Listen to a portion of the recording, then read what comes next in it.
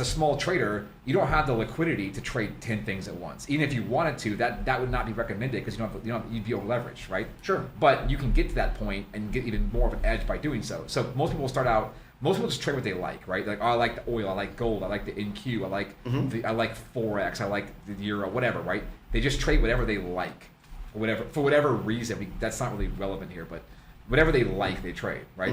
Which is part of the problem. But you can, if you're going to go for like $500,000 a day, you can do that successfully with just one instrument, with one bot, with one set of parameters. You're going to start making like 5, 10, 15, 20, 30, getting into the let's say 5-figure type money and higher.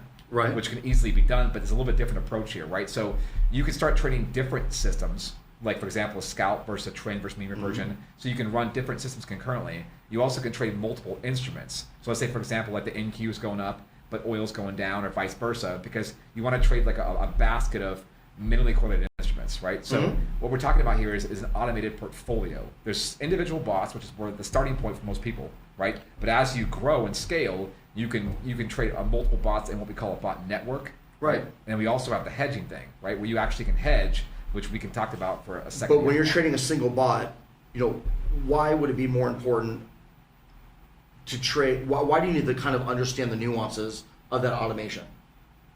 Well, because you have to custom tailor the bot for you. That's the missing link. A lot of people are like, oh, it's the bot, I don't have to think, or I just turn my mind off.